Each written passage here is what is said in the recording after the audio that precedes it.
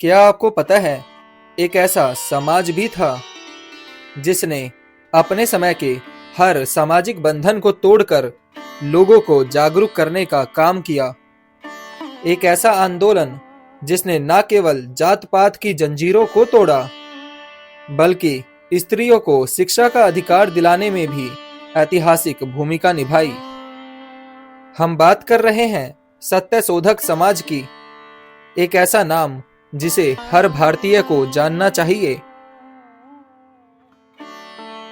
सत्यशोधक समाज की स्थापना 24 सितंबर 1873 को पुणे में महात्मा ज्योतिराव फूले ने की। यह समाज ब्राह्मणवादी व्यवस्था और जातिवादी सोच के विरुद्ध खड़ा था। इसका उद्देश्य था समाज के शोषित, दलित, स्त्रियों और पिछड़े वर्गों को जागरूक करना, उन्हें शिक्षा से जोड़ना और आत्मसम्मान का अधिकार दिलाना।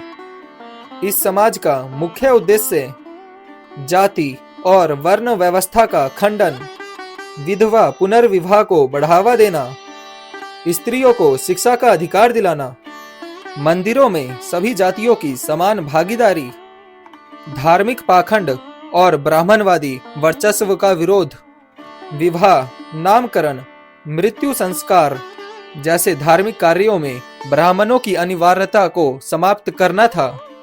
सावित्रीबाई फूले भारत की पहली महिला शिक्षिका और महिला के अधिकारों की मुखर आवाज। उन्होंने ज्योतिबा फूले के साथ मिलकर लड़कियों के लिए पहला स्कूल खोला। उन्होंने समाज के तानों, पत्थर और गोबर तक का सामना किया, लेकिन वह रुकी नहीं और महिला शिक्षा को आगे बढ़ाया।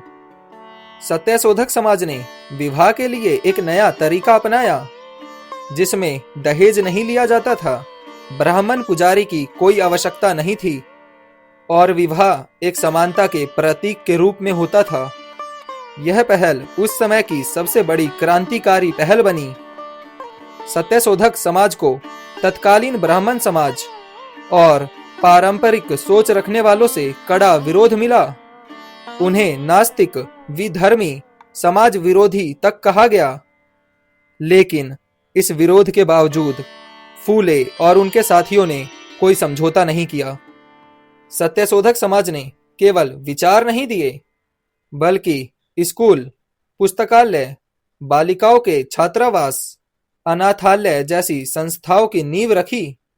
उन्होंने समाज को यह दिखाया कि परिवर्तन केवल भाषणों से नहीं, बल्कि सच्चे कर्म से आता है।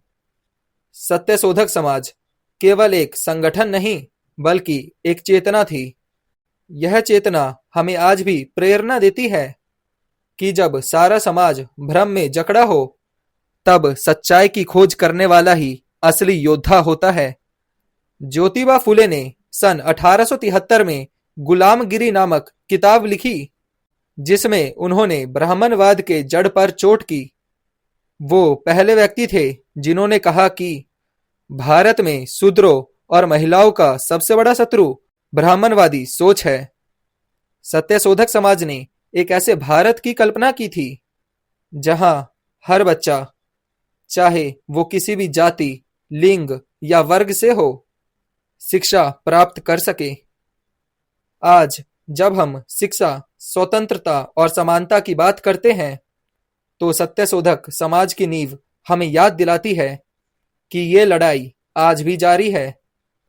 क्या हम ज्योतिबा फूले के उस मसाल को फिर से जलाकर एक नया भारत बना सकते हैं? एक ऐसा भारत जहां ना कोई नीचा हो और ना कोई ऊंचा, सब एक समान हो, सब बराबर हो। सत्यशोधक समाज एक आंदोलन नहीं था, वो एक क्रांति थी जो आज भी अधूरी है। जिस समाज के लिए फूले दंपति ने अपना जीवन खपा दिया, क्या आज हम उन्हें सच में न्याय दे पाएं? क्या हमारे भीतर आज भी वो साहस है जो झूठी परंपराओं को तोड़कर सत्य को अपनाने की हिम्मत करे? सोचिए, क्या आप भी बन सकते हैं एक सत्यशोधक? क्योंकि जब तक हम सिर्फ इतिहास पढ़ते रहेंगे, तब तक हम इतिहास बन नहीं पाएंगे। अब वक्त है सच को फिर से जिंदा करने का, और ये शुरुआत आपसे हो सकती है।